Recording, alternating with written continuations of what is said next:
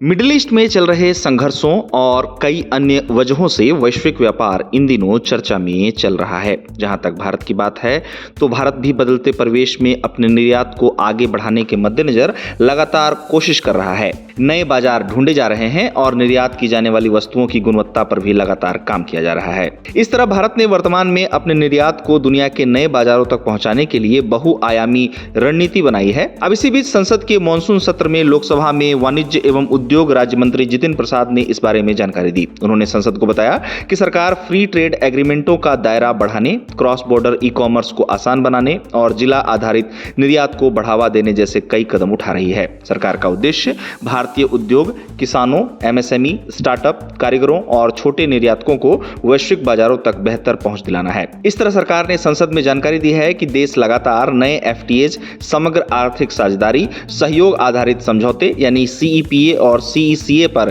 कार्य कर रही है, जहां इन एग्रीमेंट्स का उद्देश्य भारतीय उत्पादों को नए इंटरनेशनल बाजार उपलब्ध कराने के साथ ही व्यापार और इन्वेस्टमेंट को बढ़ाना है। उम्मीद की जा रही है कि इन प्रयासों से देश के किसानों और उद्योगों के लिए एक्सपोर्ट के नए अवसर उत्पन्न होंगे। साथ ही आपको बता दें कि भारत द्वारा हाल ही में विभिन्न देशों के साथ किए गए एफटीएज का उद्देश्य वस्त्र, परिधान और चमड़ा जैसे श्रम प्रधान क्षेत्रों को प्राथमिकता देने के साथ ही नॉन टैरिफ बैरियर्स को कम करना भी है। सरकार का कहना है कि 5060 करोड़ के एक्सपोर्ट प्रमोशन मिशन के माध्यम से एमएसएमई, स्टार्टअप, कारीगरों और छोटे निर्यातकों को वित्तीय सहायता, व्यापार सुविधा और वैश्विक प्रतिस्पर्धा बढ़ाने में मदद दी जाएगी। साथ ही सरकार ने बताया कि ई कॉमर्स एक्सपोर्ट हब परियोजना को पायलट आधार पर लागू किए जाने पर काम जारी है। सरकार का मानना है कि इससे लॉजिस्टिक्स, कस्टम क्लियरेंस और निर्यात प्रक्रिया और आसान होगी। अब कस्टम क्लियरेंस की बात की जाए तो सरकार ने भारत से विदेशों में ई कॉमर्स निर्यात को बढ़ावा देने के लिए कई नियमों में राहत भी दी है, जहां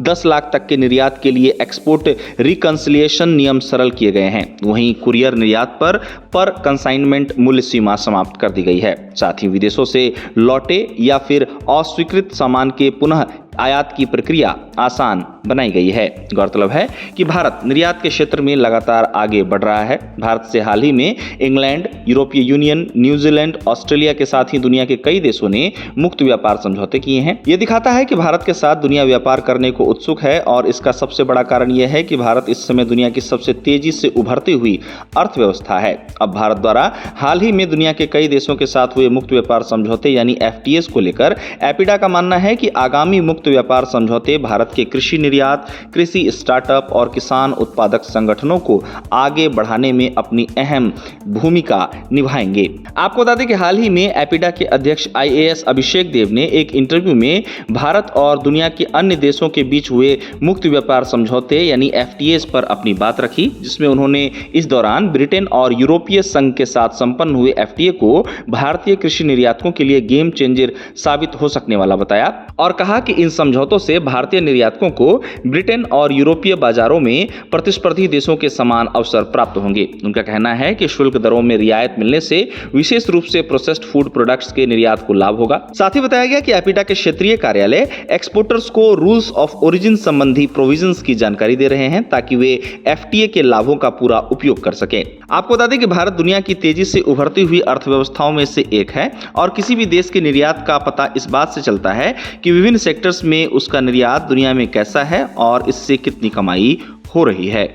इसी बीच अब निर्यात के मोर्चे पर देश के पोर्ट से कंटेनरों के हवाले से अच्छी खबर सामने आई है, जो ये दिखाता है कि भारत से विभिन्न वस्तुओं का निर्यात लगातार बना हुआ है। दरअसल अप्रैल-जून तिमाही में भारत के बड़े पोर्ट्स पर कंटेनर ट्रैफिक में तेजी दर्ज की गई है, जहां साल दर साल इसमें 9% की तेजी देखी गई है। अब इस बढ़ोतरी को कंटेनर वाले ट्रेड की मजबूत मांग का संकेत बताया जा रहा है। खास बात यह है कि भारत के बड़े पोर्ट से कंटेनर ट्रैफिक में यह तेजी ऐसे समय में देखने को मिली है जब पश्चिम एशिया में बढ़े हुए जियोपॉलिटिकल रिस्क और दुनिया भर के खास शिपिंग रूट्स में रुकावट देखी जा रही है। सामने आई खबर के मुताबिक Adani ports and special economic zone ने फाइनेंशियल ईयर 2027 के पहले क्वार्टर में लगभग 138.1 million metric ton cargo handle किया है।